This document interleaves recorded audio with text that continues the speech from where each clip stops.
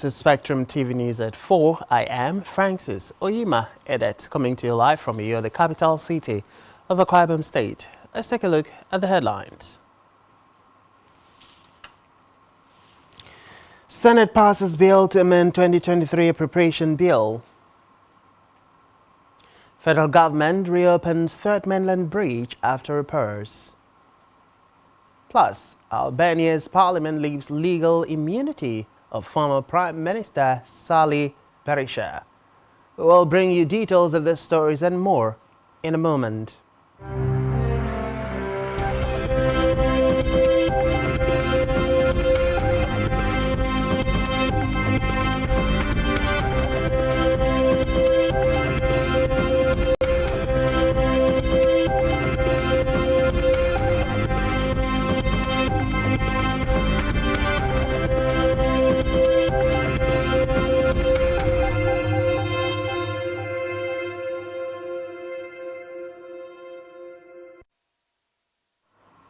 And thanks for joining us. We begin the news this afternoon from the Red Chambers, where the Senate has passed a bill for an act to amend the 2023 Appropriation Act to extend the implementation year from 31st December 2023 to 31st March 2024. The upper chamber also passed a bill for an act to amend the 2023 Supplementary Appropriation Act to extend the implementation year from 31st December 2023 to 31st March 2024. This was taken during the plenary session today at the National Assembly Complex in Abuja, the nation's capital.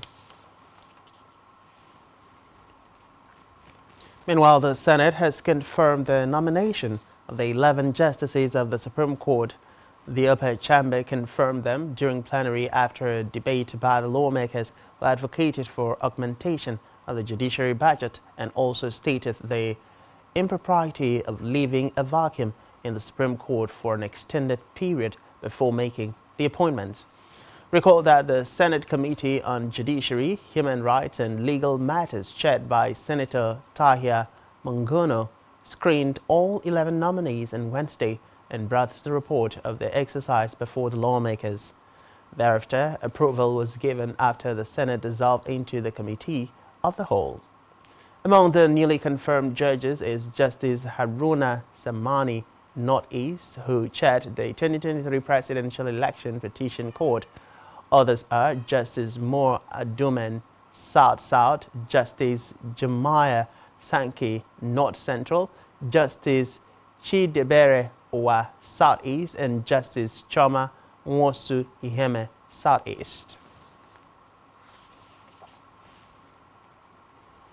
Move to the Green Chambers, where the House of Representatives Committee on Public Assets has begun action to ensure the enumeration and valuation of public assets and the assets register in compliance with the House resolution. The Chairman, House Committee on Public Assets, Ademorin Kuye, revealed this in an interview with newsmen in Abuja today. Kuye said the committee decided to begin immediate action to recover assets valued at trillions of naira from stolen and moribund public assets within and outside Nigeria, adding that it would help the federal government fully implement the 2024 budget. Meanwhile, the House also gave the Nigerian Institute of Estate Surveyors and Valuers, NIESV, the same task of publishing a detailed inventory of assets in a register that would be available to the public. Away from that, the federal government has reopened the Third Mainland Bridge 1 month after its closure for maintenance work. It commends nations for their patience during the temporary closure, adding that the government understood the inconveniences the closure may have caused. The Lagos State Commissioner for Transportation, Oluwaseun Osiemi, maintained that the reopening reaffirms the government's commitment to infrastructure upkeep and public safety. The move came over 1 month after the federal government, through the Ministry of Works, announced that it would be closing 2 arms of the Third Mainland Bridge for repairs.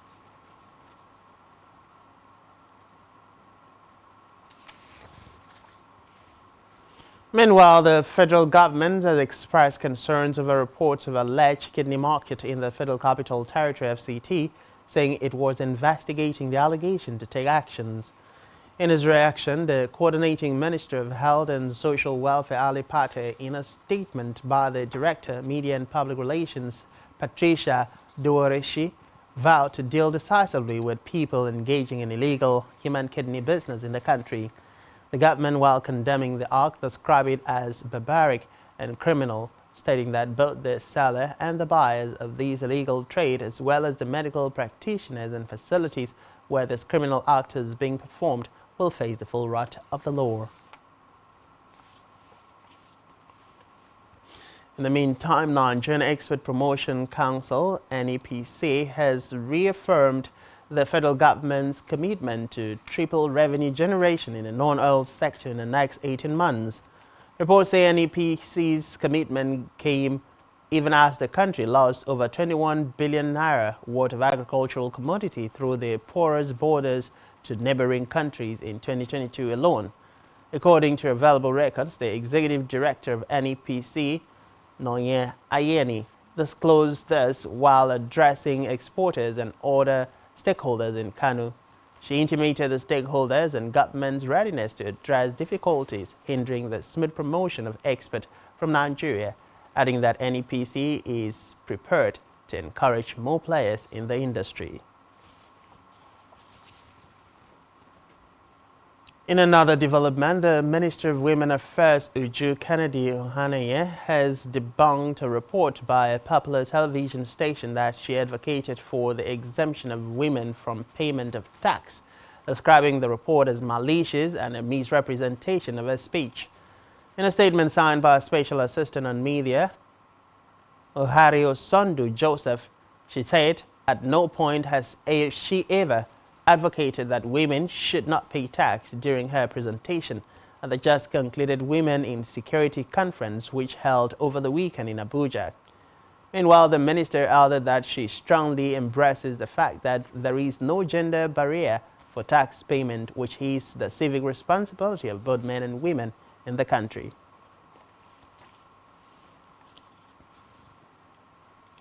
On communication matters, the Executive Vice Chairman of the Nigerian Communication Commission, Aminu Maida, has said that he will unveil a strategic plan for the Commission and the telecommunications sector by the end of January 2024. Maida disclosed this when he received the executives of the Nigeria Information Technology Reporters Association, NITRA, Abuja chapter, who were on a courtesy visit at his office. Meanwhile, Maida also assured Nigerians of improved quality of services by telcos and solutions to the right-of-way road challenge for operators and called for collaboration with the media on seamless development of the sector.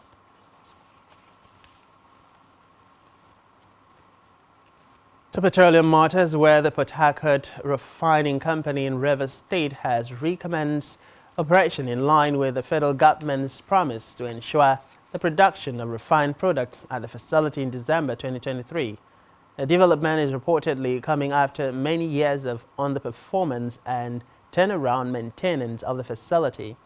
Reports say 4 of Nigeria's refineries in Port Harcourt, Warri and Kaduna have a combined capacity to process 445,000 barrels per day, but they were shut down in 2019.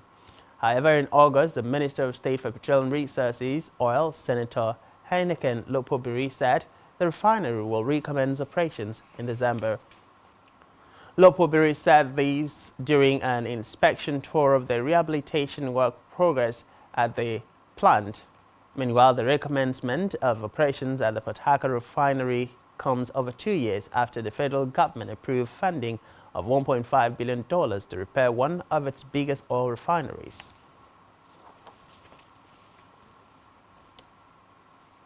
We move to Africa, where Sudanese volunteers have established educational tents to provide free schooling for children displaced by the armed conflict which has been raging in this East African country. Reports say students from Red Sea University launched an initiative to offer lessons, persisting despite a fundamental lack of resources. Anna Ismail, a student volunteer of Red Sea University, said from the beginning they taught kids to draw, read, Arabic and basic knowledge of computers. Meanwhile, since the onset of fighting in April, over 6.7 million people have been rendered homeless with half of them being children who have often been denied access to education.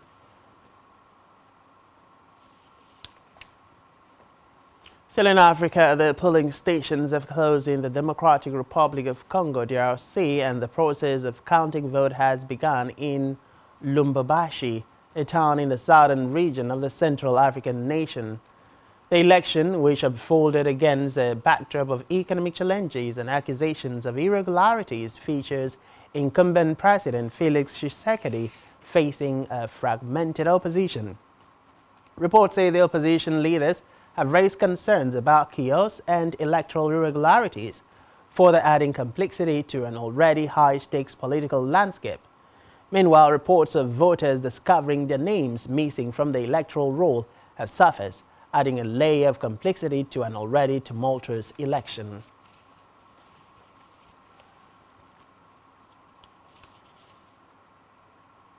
On the foreign scene, Albania's parliament have voted today to leave the legal immunity of former Prime Minister Sali Berisha, who leads the opposition Democratic Party and is accused of corruption. Reports say opposition lawmakers inside the hall boycotted the vote and tried to disrupt the session by collecting chairs and flags, but security guards stopped them, and Berisha declined to take the floor to speak against the motion. Meanwhile, the ruling Socialist Party holds 74 of the 140 seats in Albania's national legislature, and 75 lawmakers agreed to grant a request from prosecutors to strip Berisha of his parliamentary immunity.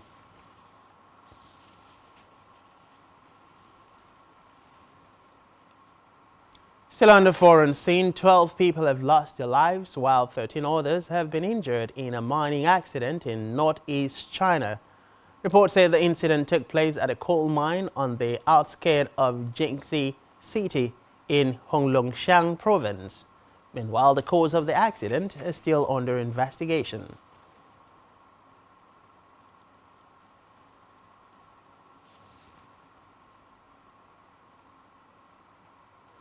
Still to come in the news, Super Eagles end 2023 in 42nd spot in FIFA ranking. Please stay with us.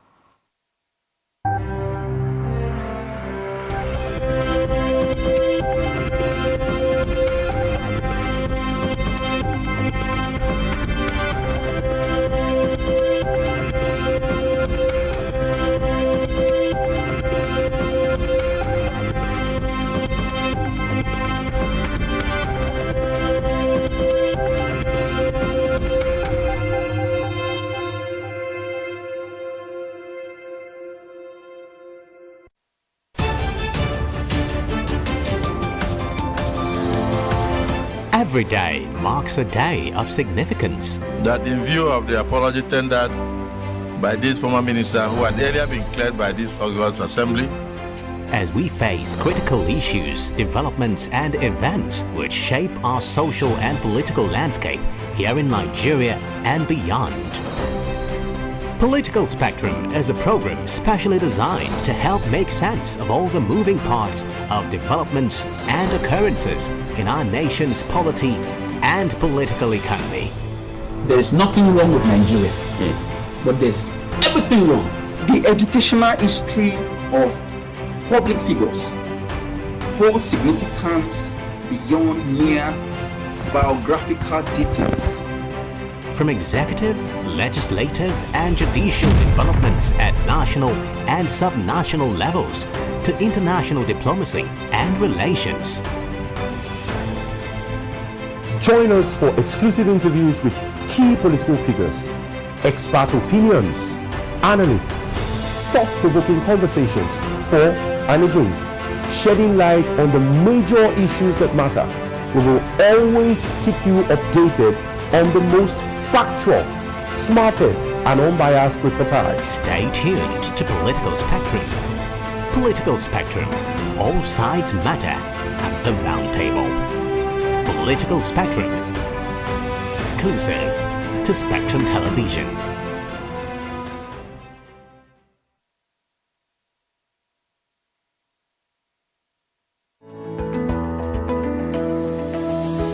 Business exists. only to meet the needs of the people.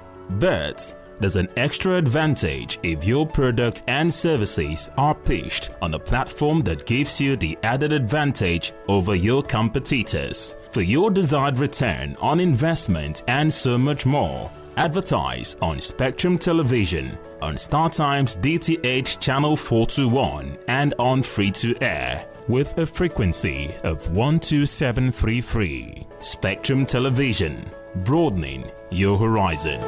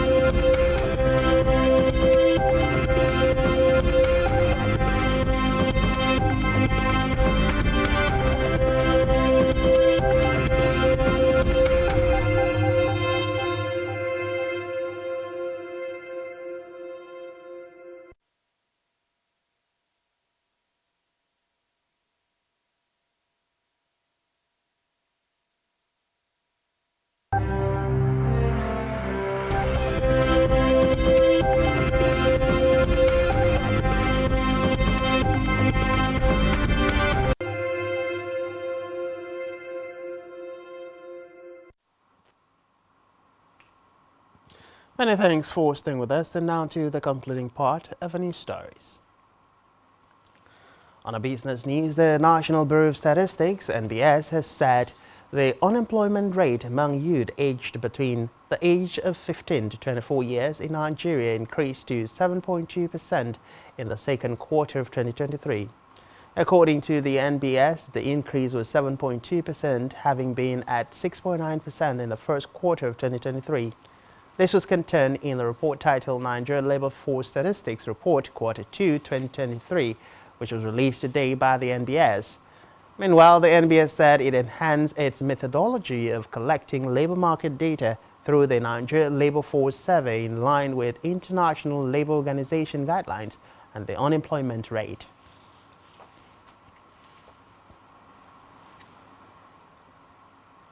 Still in business, the African Development Bank AFDB has withdrawn its international staff from Ethiopia over what it described as a breach of diplomatic protocol and an assault on 2 of its workers.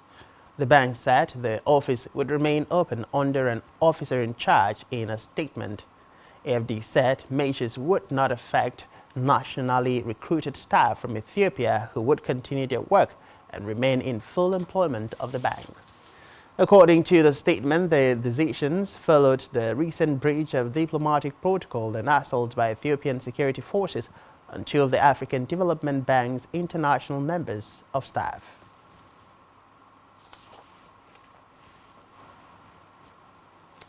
To hell now, where the war against unwholesome and counterfeited products rages on, the Director General, National Agency for Food and Drug Administration and Control, NAFDAC, Dr. Mujiya Deyeye, saying some Nigerians are desperate to amass wealth at the expense of ordinary citizens by dealing in fake counterfeit products.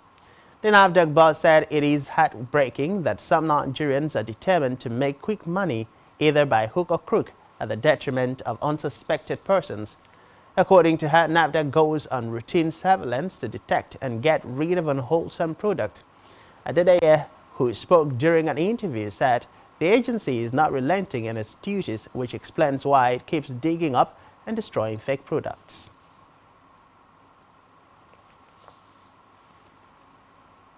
Celine Held, the Director of Physiotherapy Department, University College Hospital, Ibadan, Oyo State, Mohbad Akintayo, has identified some of the health conditions that cause damage to the brain of a child from birth as major factors responsible for deformity in children. She made this known in Ibadan, the state capital, at the UCH Physiotherapy Departmental Get-Together for Physically Challenged Children in the state.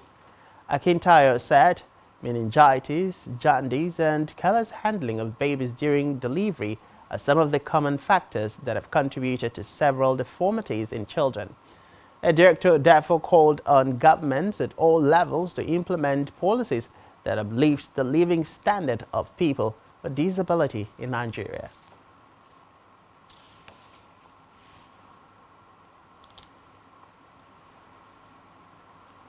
Next up is sports, where the Super Eagles of Nigeria have ended the year 2023 in the 42nd spot after the Federation of International Football Association FIFA released its end-of-the-year mains ranking today. Recall that the Super Eagles were also... The latest ranking was published on FIFA's website. In Africa, Joseph Isiris' side maintained their 6th position on the continent as preparations for AFCON 2023 gets underway. The Super Eagles will be looking to have an impressive outing during the tournament, one which would see them improve their position on the ranking. Meanwhile, Morocco, Senegal, Tunisia, Algeria and Egypt are the top 5 teams on the continent.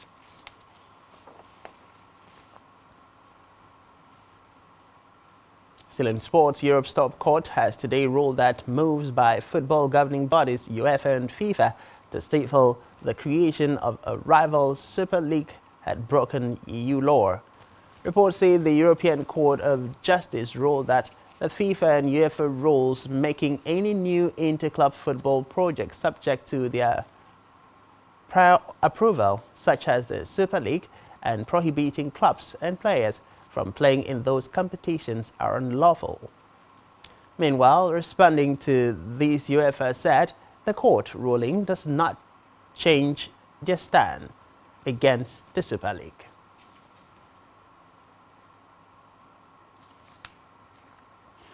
To entertainment now, where American actress Taraji Henson has expressed dissatisfaction with her earnings from movie roles in Hollywood, citing inadequate compensation.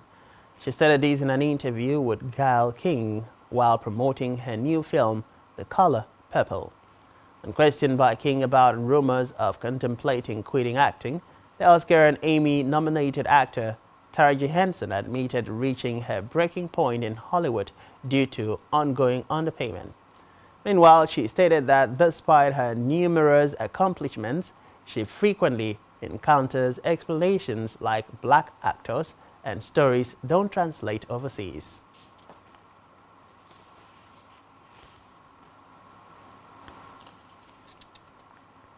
Still in entertainment, popular Nigerian musician David Adeleke, popularly known as Davido, has revealed reasons for promoting his colleague Wizkid's new song.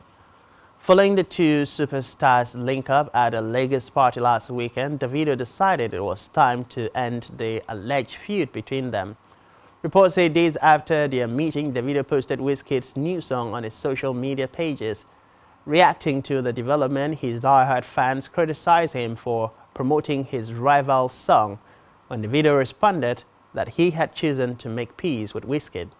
Meanwhile, this comes after Wizkid announced that his 4-track album EP, Soundman Volume 2, will be coming up on Friday, December 22nd.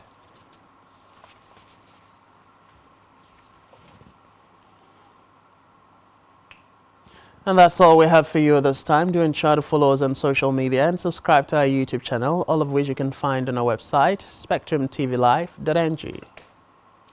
You've been watching Spectrum TV News at 4. I am Francis Oyima. Edit. Many thanks and do enjoy the rest of your evening.